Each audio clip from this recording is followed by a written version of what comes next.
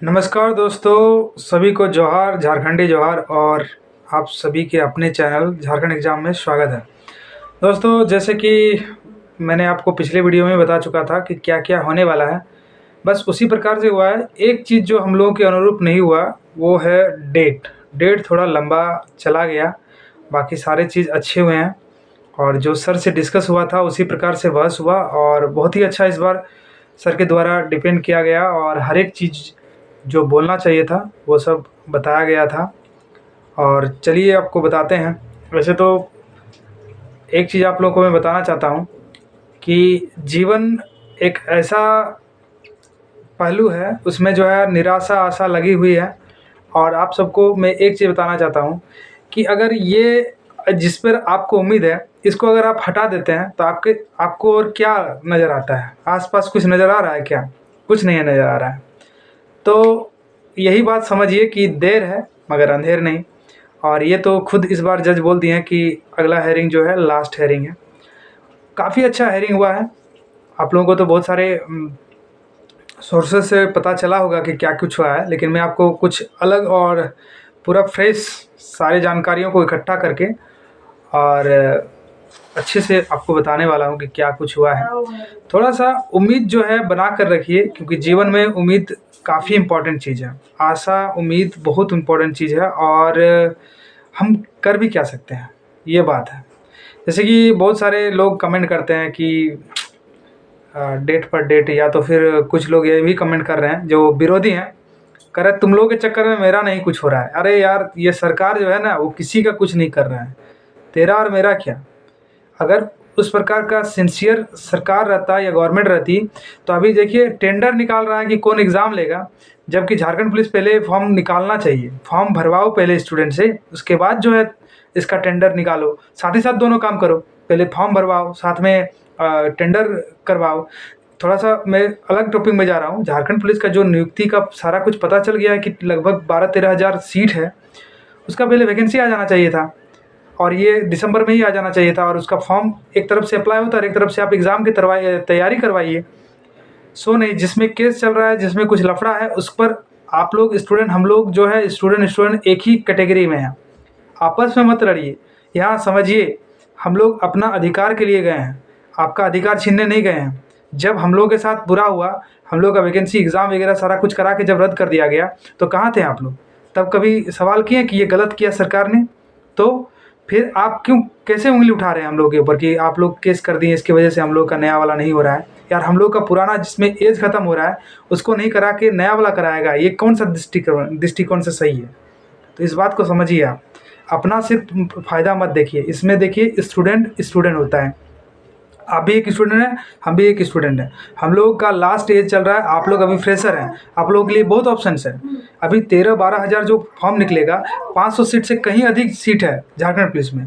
और जो अगर अगर अभी निकाल के फॉर्म भरवा देता और एक एग्जैक्ट डेट दे देता कि इतना तारीख तक आपका फॉर्म अप्लाई होगा और जस्ट इतना दिन बाद आपका एडमिट कार्ड जारी होगा, इस तारीख से दौड़ होगा, इस तारीख को एग्ज़ाम होगा, इस तारीख को सारा कुछ होगा, ऐसा एक डेट निकल कर अगर काम करता तो कितना अच्छा होता। इसमें तो सारा दोष जो है गवर्नमेंट का है। गवर्नमेंट का इसलिए दोष दे रहे हैं क्योंकि वो टाइट नहीं है। अगर वो टाइट रहता ना, तो जेएसएससी को उंगली पर नचाता। अभी देखिए, अब सीजीएल का एग्ज़ाम नहीं हो रहा है, डेट पर डेट बढ़ते जा रहा है।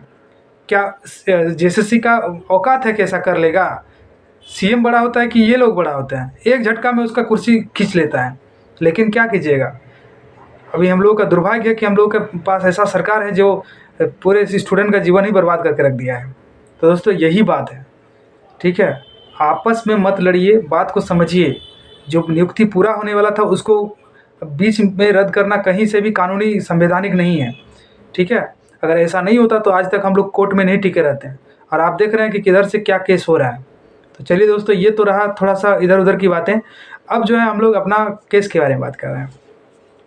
तो दोस्तों, इस बार केस जो है जिसे हम लोग चाह रहे थे उसी प्रकार से हुआ था। बस थोड़ा-सा एक कमी रह गया था कि मनोज टंडन सर हैं, वो नहीं थे। लेकिन अमृतान सर को भी आप कम मत सोचिए, वो भी बहुत अच्छे से केस को डिफेंड किए और बहुत ही अच्छा से अपना पक्ष रखे, जिससे जज भी इम्प्रेस हो गए हैं।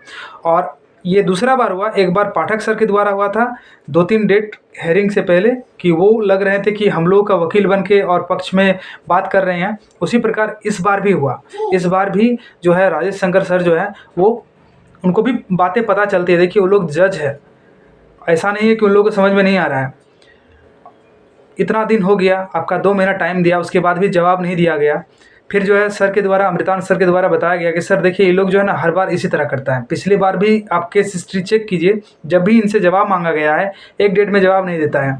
जवाब जो है एक डेट में देता है, दूसरा डेट में भी एकदम लास्ट टाइम में जवाब देता है। तो वो लोग बोला सर ऐसा नहीं है। तो सर ने उसका हिस्ट्री चेक करवा के दिखाया कि देखिए एक केस था जिसमें जैसे कि अगर 4 तारीख को हेयरिंग होने वाला है तो 3 तारीख को शाम को जमा किया है जवाब। तो इस प्रकार से इन लोगों का रवैया रहा शुरू से। तो ये सारी बातों को सुनने के बाद जो है सर इन लोगों का बहुत अच्छे से खबर लिए हैं जज, और जज की कड़ी फटकार, सख्त निर्देश दिया गया कि एक बात समझिएगा आप लोग, डेट भले ही 24 जनवरी गया है, लेकिन इसको समझिए कि क्यों गया है 24 जनवरी। मैं आपको पूरा विस्तार से समझा रहा हूँ। ये तो बातें हुई, पूरी डांट फटकार लगाया गया, जैसे मैं पहले ही वीडियो में बता चुका था कि इन लोगों को या तो जुर्माना लगेगा, बहुत डांट फटकार मिलेगी। ऐसा ही हुआ है, 5,000 का जुर्माना लगा है।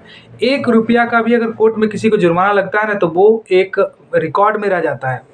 उनका लाइव जो आगे चल के प्रमोशन वगैरह जो होता है ना, उसमें अब जो है ना वो बहुत दिक्कत हो जाएगा उन लोगों के ऊपर। जितने भी अपोजिशन के वकील थे उन लोगों के ऊपर सामूहिक रूप से 5,000 का जुर्माना लगाया गया है। पहली बात तो ये है। उसके बाद फिर ये ऑर्डर दिया गया कि 5 तारीख को ये बहस हो रहा है, आज से आपको 3 सप्ताह का टाइम दिया गया। अगर विदिन 3 वीक्स के अंदर आप जवाब नहीं देते हैं कि क्यों, क्या आपके पास जवाब है इसका, तो फिर 3 सप्ताह बाद, यानी आप जोड़ लीजिए 21 + 5, 26 दिसंबर तक अगर ये जवाब नहीं आया तो ये जो है जुर्माना बढ़कर जितने वकील है सबको 5-5 हज़ार करके पर्सनल देना पड़ेगा। यानी कि ये तो सामूहिक 5,000 लगा है, अब सबको पर्सनल करके 5-5 हज़ार करके जुर्माना लगेगा इन लोगों का। और कोई भी व्यक्ति जो है ना हाईकोर्ट में जुर्माना नहीं देना चाहता है। अमाउंट बड़ा नहीं है, बट जुर्माना लगना एक तरह से उसका ट्रैक रिकॉर्ड ख़राब करने के बराबर है।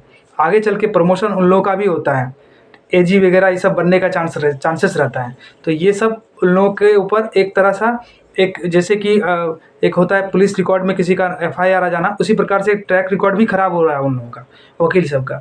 तो इस बार डेफिनेटली वो लोग जवाब देगा, ये बात समझ लीजिए अब 26 दिसंबर तक। उसके बाद क्या हो रहा है कि जो डेट थोड़ा सा गया उसके बारे में आपको मैं समझा रहा हूँ कि डेट इसीलिए थोड़ा सा पीछे गया क्योंकि जज खुद बोले हैं कि ये जो है ना केस बहुत काफ़ी लंबा चला गया। और मैं जब गया था तो सर के साथ जब मैं डिस्कस कर रहा था तो मैंने सर से बोला था, हम लोग जो भी थे, हम थे राजीव जी, अमित जी, और मैंने बताया कि सर देखिए केस जो है ना काफ़ी लंबा चल रहा है, आप ज़रूर एक बार जज को मेंशन करवाइएगा कि ये वैकेंसी जो है 18 का है और केस जो है 21 से चल रहा है सर, और ये 5 साल लगभग चल गया। तो इतना दिन अगर केस ही चलेगा तो लड़का जॉब कब करेगा, क्योंकि जो ये नौकरी के लिए केस चल रहा है, ना कि ज़मीन जायदाद का है कि एक पीढ़ी ख़त्म हो जाएगा दूसरा पीढ़ी आके उस ज़मीन पर राज करेगा। तो ये बात जो है परफेक्ट हुआ और जाकर वहाँ सर ये इस बात का भी जिक्र करा दिए। तो देखिए जज नए थे तो उनको समझने में थोड़ा टाइम लगा, लेकिन इस बार समझ गए सारी चीज़। तो उनका साफ कहना था कि ये स्टूडेंट का केस है, ये 6 महीना में इसका निपटारा होना चाहिए, जबकि ये केस 6 साल से चल रहा है। 6 साल इसलिए बोला जा रहा है क्योंकि 18 से आपका फॉर्म निकला है ना, अब 24 आ गया तो 6 साल हो गया। तो इसके अकॉर्डिंग उनको बहुत ज़्यादा बुरा लगा और इस पर सख्त निर्देश देते हुए उन लोगों का, जितने भी अपोजिशन के वकील थे, सबका जो माथा होता है, मुंडी होता है, वो सब सिर झुका हुआ था, जो कि गलती किए वो लोग।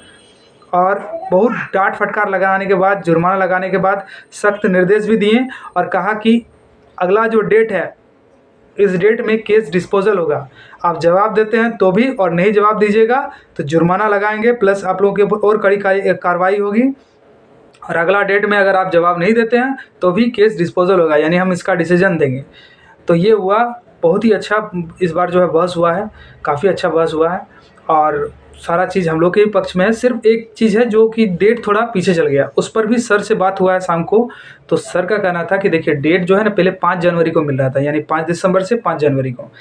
लेकिन क्या था ना कि जैसे इस बार इतना अच्छा बहस क्यों हुआ, क्योंकि मॉर्निंग से पहले हम लोग का मॉर्निंग शिफ्ट में हम लोग का बहस हुआ, यानी कि एक फर्स्ट हाफ में हम लोग का बहस हुआ और 13 नंबर में ही केस लग गया। इस वजह से इतना अच्छा बहस हुआ और पूरा सारी चीज़ें हम लोग के पक्ष में आ गया। अब जो है सर का साफ कहना था और जज का भी माइंड में यही था कि जब भी इस केस को देंगे हम तो मॉर्निंग शिफ्ट में ही देंगे ताकि इसको टाइम दे सकें, क्योंकि जब फाइनल डिस्पोजल होता है तो 1 घंटा से ऊपर केस चलेगा, क्योंकि ये जो जज होते हैं वो सारे पहलुओं को अच्छे से समझते हैं। तो इस वजह से जो है इस बार का डेट जो है 24 जनवरी को चला गया, और 24 जनवरी जाने का कारण है, इससे पहले 5 जनवरी को एक बार डेट रखा गया सर के द्वारा। वहाँ पर बोला जाता है जो भी रहते हैं क्लर्क वगैरह या तो असिस्टेंट रहते हैं उनको बोला जाता है कि 5 जनवरी को देखिए कितना नंबर में केस लगता है, ऐसे उन लोगों का बात होता है। हम खुद थे एक बार प्रेजेंट, कोर्ट में प्रेजेंट है, तो हमको पता है किस प्रकार से होता है।